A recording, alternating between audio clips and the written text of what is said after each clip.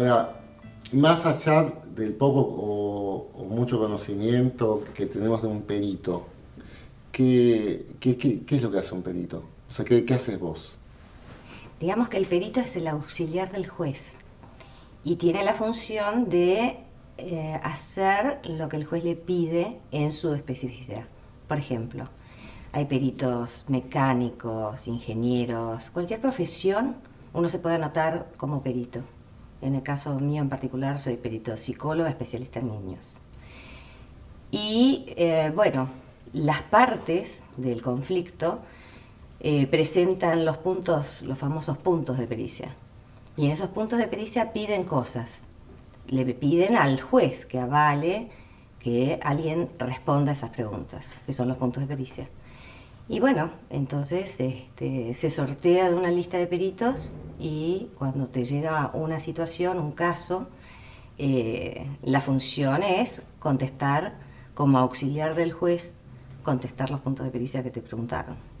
Que pueden ser, por ejemplo, qué sé yo, cómo es la madre, cómo es el padre, qué personalidad, qué pasa en los vínculos, la interacción familiar, cómo son los chicos.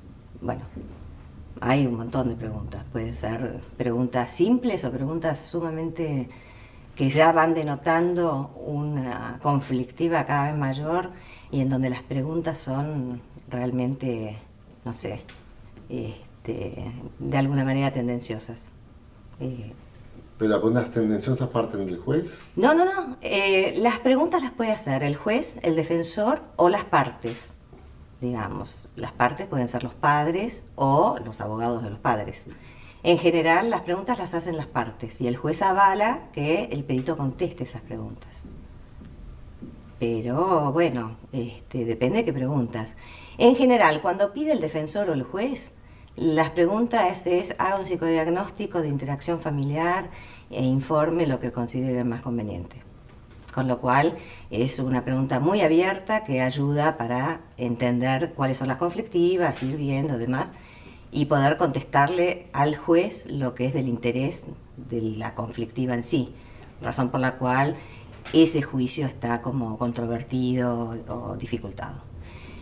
Cuando las preguntas son de las partes y las partes tienen una larga historia de litigio, esas preguntas son a veces, esas preguntas casi al borde del sí o del no, que son muy difíciles de contestar y que uno tiene como perito la obligación de contestarlas. Lo cual no significa que conteste sí o no, pero de alguna manera uno tiene que contestarlas. ¿Y cómo se contesta algo que no es sí ni no? Por ejemplo, yo generalmente no contesto sí o no, contesto más amplio y contesto pudiendo responder lo que entiendo que hay que de informarle al juez para que resuelva. Yo digo que hablas de un caso en particular, pero para que pueda entender un ejemplo, Por un ejemplo, escenario. por ejemplo, un escenario podría ser que una de las partes pregunte si es un síndrome de alienación parental. ¿Sí? A mí me parece que esa es una pregunta que cierra. Que si yo contesto sí o no, ¿a quién le sirve? Digamos, es nada más que para seguir litigando, por ejemplo. Pero digamos, una descripción del conflicto, qué le pasa a la madre, qué le pasa al padre, en qué lugar están ubicados los chicos, digamos. Entonces, poder correrte a veces de la pregunta favorece el entendimiento de qué es lo que está pasando. A veces contestar por sí o por no es tirar más leña al fuego. Que de golpe, bueno, es un síndrome de alienación parental, entonces ella o él están actuando de esta manera, por ejemplo. Ahora, Un síndrome de alienación parental es un síndrome que hoy en día ni la OMS lo avala, digamos, pero que circula mucho a nivel de tribunales en la Argentina. Que tiene que ver con el impedimento de contacto de un padre hacia el otro, ¿no? Con respecto a los hijos. Al margen que, digamos, que esa afirmación cierre, vos, como concepto, ¿vos adherís al concepto de alienación parental o te parece una construcción que no necesariamente responde? A mí me parece que es más complejo que la alienación parental. Me parece que el síndrome no alcanza a describir las características que se ven en los casos de divorcios controvertidos. que sería muy simplista decir sí, digamos, sí, es un síndrome de alienación parental, solamente. Hay, digamos, cuando se llega a esa instancia, hay una historia previa en esa pareja y en esa familia que tiene muchos más componentes que un síndrome de alienación parental. Por ejemplo, te tiro ideas, no sé si te sirven, pero por ejemplo, si la pareja se separa, que en general es lo que yo observo, la pareja se separa como si un día se le cayó el velo. Y un día el que era su compañero o compañera de toda la historia, de todos sus proyectos, es el enemigo. Entonces, es más que el síndrome de alienación parental.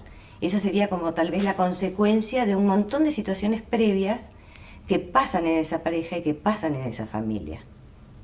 Es una parte nada más, pero yo creo que establecerlo como eje en los casos judicializados, en vez de favorecer el entendimiento y la resolución de la conflictiva, pone más conflicto en el tema, porque está, digamos, rotulado como un síndrome, digamos, en donde hay un culpable. Y las cosas que pasan en las familias no son por culpables, son porque van pasando y hay que entender cuáles son los contenidos inconscientes de lo que está pasando. Entonces, por ejemplo, en las parejas que de golpe están en un conflicto enorme, en medio judicializado, y en donde el tiempo se les detiene, y lo único que importa es ese hecho que los llevó a separarse, y donde no logran, por ejemplo, firmar un divorcio, acordar bienes, acordar visitas con los hijos, no logran alimentos, que se establezcan alimentos. Prácticamente el tiempo se les detiene, quedan así como mirando una película detenida, como un disco rayado, y permanentemente hablan de lo que les pasó. Y a su vez el tiempo no les alcanza para explicar lo que les pasó. Entonces a mí me parece que el síndrome de alienación parental es un granito de arena dentro de todo un conflicto que en general es más amplio que eso. No sé si te respondo lo que me preguntas. En realidad tengo 100 preguntas a partir solo de... Voy a ir por pasos. Vos decís, no hablas de culpables. ¿Cuál es la diferencia entonces entre culpabilidad y responsabilidad? Bueno, es muy diferente la culpabilidad y la responsabilidad. A nivel jurídico sé que hay diferencias que no las conozco en profundidad. A nivel psicoanalítico, obviamente que una cosa es responsabilidad y otra cosa es culpabilidad. Digamos, los contenidos inconscientes que cada uno de nosotros, nuestro psiquismo, nuestra verdad psíquica, digamos, no es para buscar un culpable, es para tratar de entenderla y tratar de curarla en tal caso. Lo cual no quita lo que son los aspectos de responsabilidad paterna y materna, que me parece que, si estás preguntando eso, son dos cosas por separado, digamos. Una cosa es la responsabilidad para los hijos, digamos, alimentos, cuidados, etcétera, para con la prole, y otra cosa es buscar el culpable de la situación. Quizás yo estaba pensando algo y no lo dije. A ver. Nosotros tuvimos muchos relatos. A ver, no tenemos pruebas, ¿no?, en este documental, pero creo que hicimos un buen trabajo en no tener lo que nosotros consideraríamos padres culpables. Padre culpable sería para nosotros, no sé, abusador, golpeador, digamos, un tipo que, dependientemente de lo que diga la justicia, mejor alejarse por más que no esté judicializado, porque es peligroso. No es el caso. Sí. Tipos que están impedidos de ver a sus hijos por las madres, que es básicamente el tema del documental, y que fueron víctimas de falsas denuncias. Y ahí se encuentran con profesionales como vos durante mucho tiempo, y quizás de repente se descubre finalmente que era una falsa denuncia. Ahí, ¿cómo entendés qué te pasa a vos profesionalmente frente a quien hizo la falsa denuncia? Porque ahí es un tema de responsabilidad, de culpabilidad, de delito, de historia inconsciente, digamos, ¿cómo Yo lo que he vivís vos? notado es que este cuadro de situación que vos contás, generalmente lo he vivido cuando una madre hace una denuncia de abuso hacia un padre. Después se ve y resulta que son situaciones muy delicadas. Pero lo que generalmente pasa, no lo veo desde la culpabilidad, lo veo desde la certeza del psiquismo de la madre. Para esa madre hay una certeza de que ese compañero de la vida de golpe es un monstruo. Y aquellas conductas que el papá tenía con su hija, su hijo, normalmente en la convivencia, pasan a ser leídas desde otro lugar al momento de la separación y el divorcio, y en plena pelea. Ahora, también es cierto que hay factores varios que influyen. No todo es el psiquismo de la madre, digamos. ¿Y qué es lo otro? Y lo otro puede llegar a ser, qué sé yo, situaciones, digamos, lo otro es más delicado. Puede llegar a ser recomendaciones que le den a la madre para hacer. Los propios abogados. De todo, no sé quién. Puede ser los abogados, pueden ser los amigos, puede ser la gente, puede ser la vida. De todas maneras, no cualquier persona toma una recomendación de esas, digamos. Yo creo que si se toma una recomendación de ese estilo es porque hay, en el fondo, hay una cierta certeza, porque el discurso es de certeza. Hay como una certeza de que ese señor es un abusador.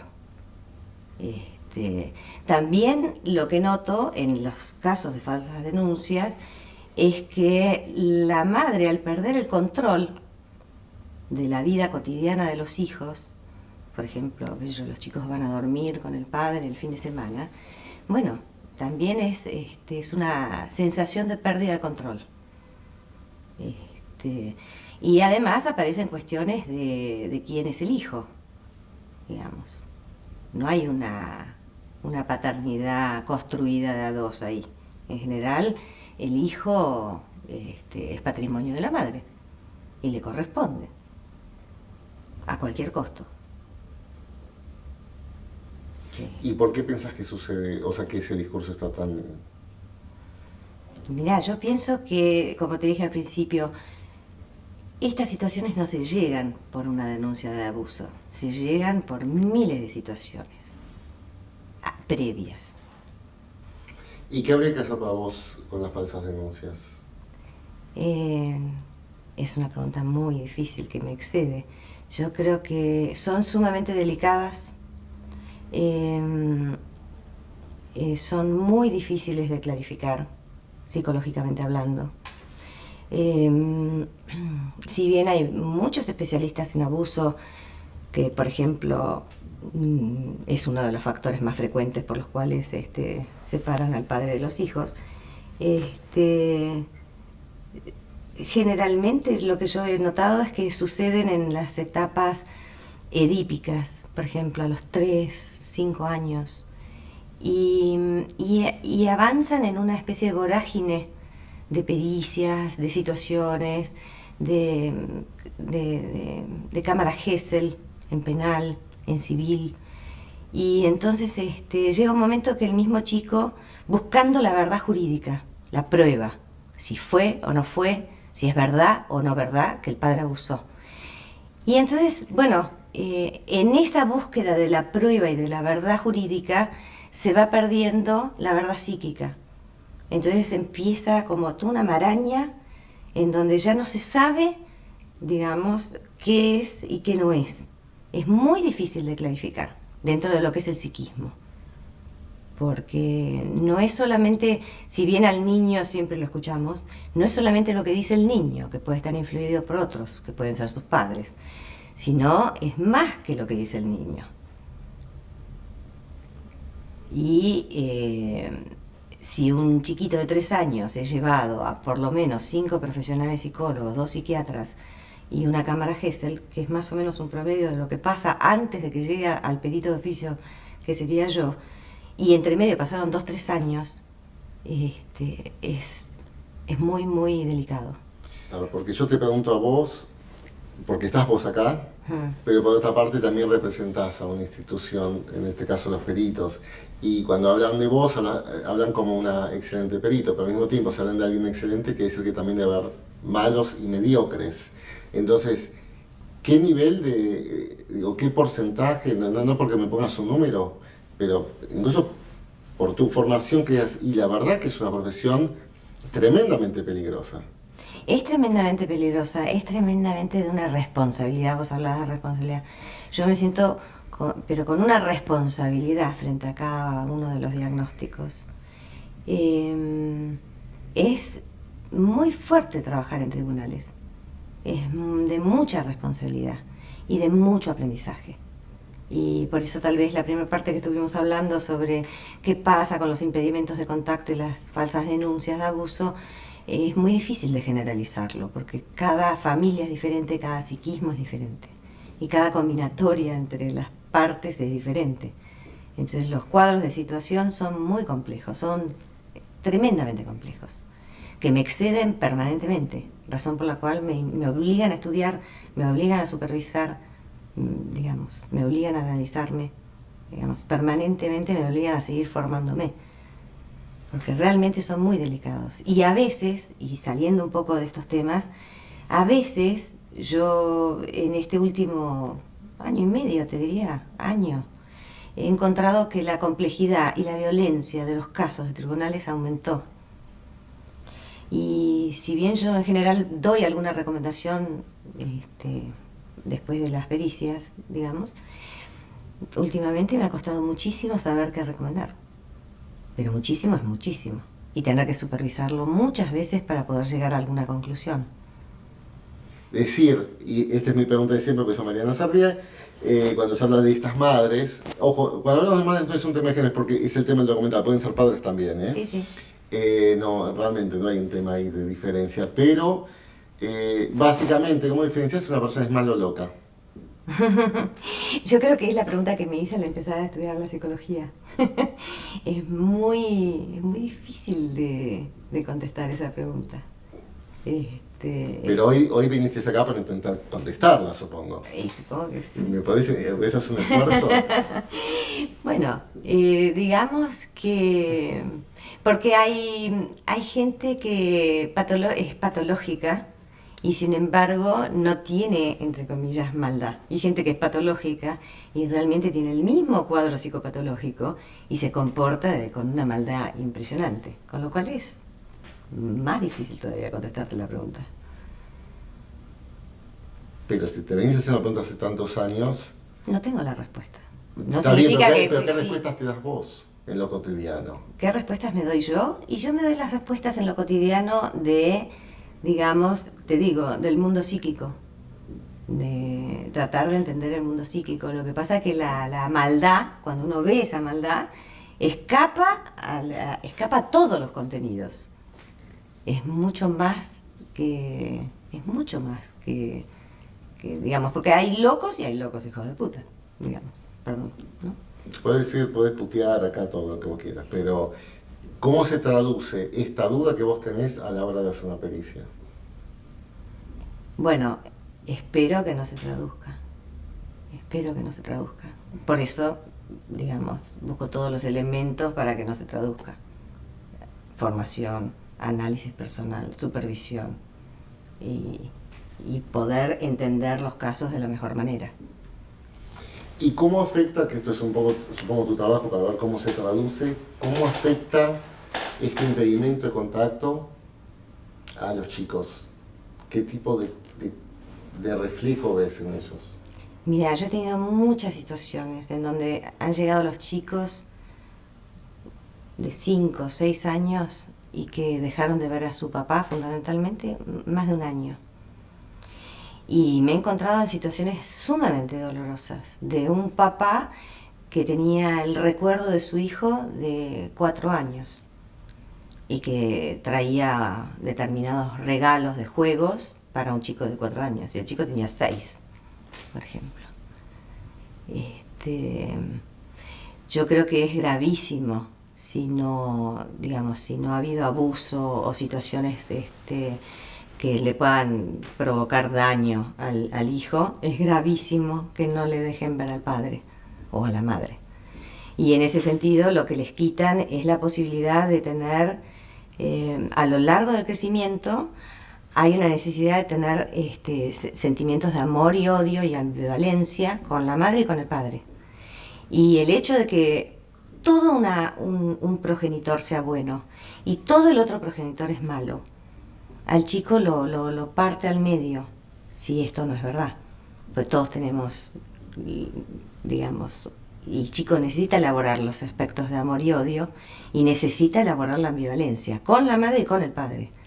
Si el padre se fue y es el malo de la película, ¿sí?, ese chico queda con una madre que es la buena, ¿sí? Entonces en el psiquismo del chico lo que se encuentran son o padres o personajes idealizados o persecutorios. No hay ambivalencia en los vínculos. Y esto lo que trae como muy grave es que estas cuestiones se transmiten de generación en generación. Y entonces, digamos, si no se resuelven los conflictos tan graves como estos en esta generación, ese hijo ya se constituye con ese tipo de vincularidad. Y eso va a generar no efectos no solo genera efectos en el momento presente que están viviéndolo, que en general son chicos que hacen lo que quieren los padres, que son muy buenitos, entre comillas, muy sobreadaptados y que tratan de portarse bien, porque ya el clima familiar es tan caótico que entonces los chicos tratan de que el colegio les vaya bien, que la vida les vaya bien, y toleran y quieren que los padres no sigan peleándose. Entonces hacen lo que sea para que el conflicto no aparezca todo el tiempo, a costa de su propio psiquismo, en constitución. Y entonces, si esto no se resuelve, los efectos no solo se ven en esos síntomas, sino que a posteriori, cuando esos hijos sean padres, yo me pregunto, ¿qué va a pasar? ¿Qué va a pasar con la constitución vincular familiar, con estas marcas en el psiquismo en las etapas edípicas, por ejemplo, o en la adolescencia? Y ya sé que no se puede generalizar, pero ¿qué va a pasar? Y bueno, yo pienso que aquello que no se resuelve se repite. Yo tengo una posición a priori de la crianza que tiene que ver con las funciones maternas y paternas, que no es la madre ni es el padre exclusivamente, son funciones. Cuidado que tengas de meter, acabas de hablar con Norberto, conversamos con todos, y nadie pudo definir que es un padre y que es una madre. No solo pueden definir que es finalmente una madre o un padre, Ajá, que es la pregunta que sigue, sino si una madre es una mujer y si un padre es un varón. bueno, no Porque vos necesariamente. hablas de funciones. Yo hablo de funciones y, por ejemplo, así en una especie de vuelo de pájaro de funciones, la madre cumple la función de sostén, hay autores que hablan del holding, de la transmisión afectiva. Por ejemplo, Pierre Oranier habla de los pictogramas afectivos que la madre imprime en primera instancia en el primer vínculo madre-hijo, pecho, etc. Digamos, la madre cumple esas funciones. El padre cumple otras funciones. El padre es aquel... A ver, Winnicott habla que que el padre necesita sostener a la madre para que la madre sostenga al bebé, ¿sí? En esta cadena de sostenes, ¿sí?, así se constituye la familia y así se constituye la terceridad. El padre como función es hacer una cuña en el vínculo madre-hijo. Cuando el padre no entra y corre de lugar a la madre con respecto a su hijo, es muy complejo lo que te estoy diciendo, pero vamos, cuando el padre no ingresa y hace cuña en el vínculo madre-hijo, ahí es muy factible que la díada madre-hijo sea una dupla que no permita un tercero. Y ahí se da muchísima patología. Para que el padre pueda ingresar, también la madre en su psiquismo tiene que tener un padre. Y para el padre poder ingresar, el padre tiene que estar sujeto a una ley, ¿sí?, para después marcar la ley en la familia, en donde el hijo no es el objeto de deseo absoluto de la madre y ahí se cierra el cuadro, sino que el hijo es de dos. Implica una terceridad. Y la función paterna, en definitiva, es hacer esa cuña entre la madre y el hijo, es entrar en el mundo del hijo, desde estos dos lugares, desde el sostén a la madre para que sostenga mejor al bebé y desde dar una marca de terceridad.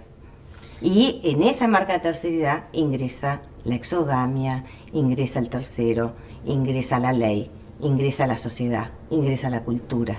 Esas son las funciones paternas. Perfecto. Ahora, no sé, habrá muchos más autores que hablan de muchas más cosas, pero No. eso es lo que yo entiendo en un pantallazo de funciones. Sí, y te entiendo, pero vos estás planteando las funciones. Sí. El problema es cuando ese triángulo se rompe, entra a la justicia y vienen discusiones que vuelven a cuestiones de género, ¿no? Está bien, De los está primeros bien. 5 años, cuando tiene que haber una decisión con quién se queda a vivir a priori, tenés con la madre, con el padre, con ambos, si se puede, tenés discusiones sobre el tema de, que no existe en el país, ¿cómo se llama? Tenencia compartida. Tenencia compartida. Entonces, vos tenés una postura cuando justamente se rompió el triángulo, ¿qué hacemos? Lo que pasa es que, a ver, que se judicialice no significa que se rompa el triángulo. Si el triángulo está bien constituido, puede estar judicializado, como un montón de personas que se separan, se divorcian y no generan estos problemas que estamos hablando. El triángulo sigue firme a pesar de las separaciones y los divorcios, y la vida continúa. Cuando- Y el padre sigue estando, la madre sigue estando, cada uno cumple su función, vivan juntos o separados. Y no generan, para mi entender, divorciarse o separarse no es generador de patología per se. Ahora, cuando los voltajes y cuando los triángulos de la constitución psíquica temprana no se armaron bien, la judicialización genera un desborde de triángulos y un desborde de situaciones que ahí sí aparece mucho daño por acumulación de conflictos no resueltos en los chicos. Está claro, Sí. pero aún así alguien toma una decisión que es de afuera. ¿Estás por la tenencia compartida? ¿Estás por decir a priori Yo estoy como estoy- la persona más sana independientemente del género? O en principio decís, como dicen otros, bueno, independientemente de las funciones, la función que no puede reemplazar el padre el primer año, por ejemplo, es amamantar. Hay funciones corporales que la madre, digamos, desde el pecho, por ejemplo, es insustituible en el primer año de vida, por ejemplo. Además, todos sabemos que el primer año de vida es constitutivo, pero muy fundante del psiquismo. El padre se constituye padre. No tuvo a su hijo en la panza, digamos. El padre tiene que hacer un movimiento para constituirse padre. Pero es la madre quien le tiene que dar espacio para que el padre se constituya padre también. Hay hijos que se constituyen con la figura materna y paterna sin conflicto y resulta que el papá se murió antes de nacer. Pero en ese psiquismo de esa mamá tenía, digamos, la imagen del tercero, del padre. La madre está sujeta a esa ley de ese tercero. Esa madre va a constituir bien al hijo, con o sin una nueva pareja. Hay madres, por ejemplo, que están en pareja, que se divorcian y que han tachado de su cabeza el padre. Entonces, en la complejidad de qué le transmiten al hijo, es muy patológico la transmisión. Versus la mamá que quedó viuda antes de que naciera el hijo, por ejemplo. No es una generalización, pero te digo, hay situaciones que, por eso es más complejo que un caso puntual, pero hay situaciones en donde, habiendo quedado viuda, la madre tiene la terceridad, tiene la figura del padre en la cabeza y constituye bien a su hijo con con un armado edípico. Ahora, decime, quizás yo te interpreto mal. A ver. Por lo que te escucho decir, ¿el padre se construye y la madre no? No, los dos. Los dos. Pero el padre, digamos, la madre tiene como esta cuestión más física del embarazo, de la lactancia, que se puede constituir o no, digamos. El instinto se construye, el instinto materno se va construyendo permanentemente, ¿sí? En una ida y vuelta con ese bebé. Es decir, si el bebé no pide, la madre, digamos, es una ida y vuelta, no es que la madre es toda una situación y el bebé es pasivo. El bebé también es activo hacia la madre y eso va constituyendo un vínculo. Digo que el padre, digamos, al no tener ese sostén fisiológico, físico y demás, es un ingreso desde la, digamos, de genitor se tiene que convertir en padre. ¿Sí? Es un paso que tiene que hacer. La madre también tiene que hacer otros pasos, pero el padre tiene que hacer ese paso, que es diferente al de la mujer.